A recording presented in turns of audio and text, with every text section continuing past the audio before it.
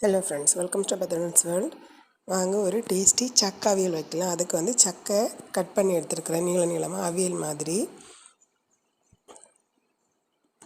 அதுக்கு வந்து என்னெல்லாம் எடுத்துருக்குறேன்னா, சக்கை வந்து இது வந்து சக்கையோட தண்டு, அந்த முள்ளை மட்டும் எடுத்துகிட்டு உள்ளாடி இருக்கிற தண்டு, பூஞ்சி முள்ளும் எடுத்துகிட்டு உள்ளாடி இருக்கிற தண்டு வந்து சின்ன சின்னதாக அவியலுக்கு மாதிரி கட் பண்ணி போட்டிருக்கிறேன்.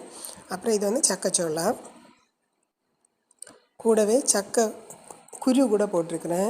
சக்கை கொட்டை உள்ளே இருக்கிறது, அதையும் வந்து அவியலுக்கு அறிகிற மாதிரி கட் பண்ணி போட்டுக்கணும். இதெல்லாம் சேர்த்து தான் சக்கை அவியல் வைக்கணும். சக்கைச்சோளம் மட்டுமே வைக்கலாம், இல்லை இதெல்லாம் சேர்த்து போட்டு வைக்கலாம். எப்படி சக்கைச்சோளையும் சக்கை குருவும் சேர்த்து தான் வைக்கணும். அதில் கொஞ்சமாக உப்பு போட்டுக்கலாம், சக்கை அவியலுக்கு தேவையான உப்பு. அப்புறம் கொஞ்சமாக மஞ்சள் பொடி, கறிவேப்பிலை,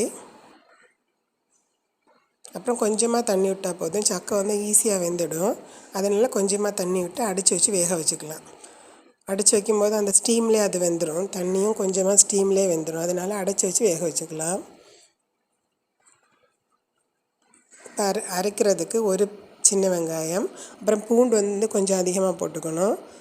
ஒரு 6-7 பல் பூண்டு, கொஞ்சமாக ஜீரகம், அப்புறம் காந்தாரி மிளகும் பச்சை மிளகும் எடுத்துருக்கிறேன். காந்தாரி மிளகா போட்டுட்டு, இது வந்து ஒரு பச்சை மிளகா, 4 காந்தாரி மிளகா எடுத்துருக்கிறேன்.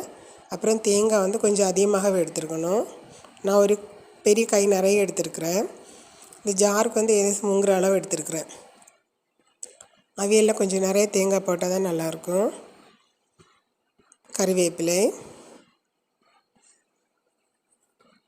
கொஞ்சமாக மஞ்சள் பொடி, இது எவ்வளோத்தையும் சேர்த்து ஒரே ஒரு கறக்கு, ரொம்ப அரையெல்லாம் கூடாது, சும்மா சதைச்சி எடுக்கிற மாதிரி. இல்லை கல்லில் போட்டு சதைச்சாலும் நல்லா தான் இருக்கும். இவ்வளோ போதும், கோசை அரைச்சி எடுத்தால் மட்டும் போதும். இப்போ வந்து சக்கை அவியல் வந்து ஒரு வாட்டி கிண்டி விட்டுக்கலாம். ஃபுல்லாக மிக்ஸ் பண்ணி விட்டுக்கலாம்.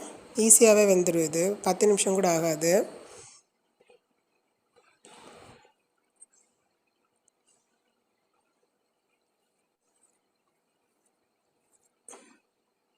இப்போ வந்து சக்கை அவியல் வெந்துடுச்சு. அதில் வந்து கூட்டு போட்டுக்கலாம், அரைச்சி வச்சுருக்க தேங்காய் கூட்டு போட்டுக்கலாம்.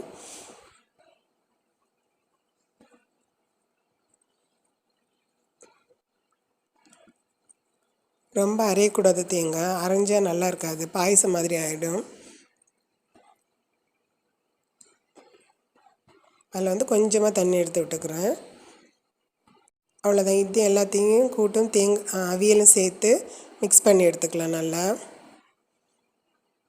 நல்லா கரண்டி போட்டு மிக்ஸ் பண்ணால் குழஞ்ச மாதிரி ஆகிடும். குழஞ்ச மாதிரி எடுக்கிறோன்னா எடுத்துக்கலாம், இல்லை குழையாத கொஞ்சமாக நைஸாக மிக்ஸ் பண்ணி எடுத்துக்கலாம்.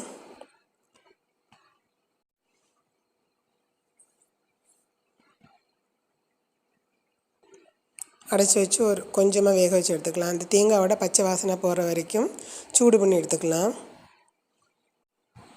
கறிவேப்பிலை, இதுக்கு வந்து தாளிக்க மாட்டாங்க மேக்ஸிமம், சில இடம் தாளிப்பாங்க. நான் தாளிக்கிறது கிடையாது. அதனால் கொஞ்சமாக கறிவேப்பிலை போட்டு தேங்காய் எண்ணெய் மேலாப்பில் ஊற்றி மிக்ஸ் பண்ணி வச்சுக்க வேண்டியது தான். அதை அடைச்சி வச்சாலே நல்ல வாசனை வரும். அந்த கறிவேப்பிலை வந்து அந்த சூடுலேயே வெந்துடும். இப்போ வந்து டேஸ்டியான சக்கை அவியல் வந்து ரெடி ஆகிடுச்சு. கேரளா ஸ்பெஷல் சக்கை அவியல். எல்லோரும் ஒரு வாட்டி இதை வந்து ட்ரை பண்ணி பாருங்கள். ட்ரை பண்ணிவிட்டு கமெண்ட் பண்ணுங்கள்.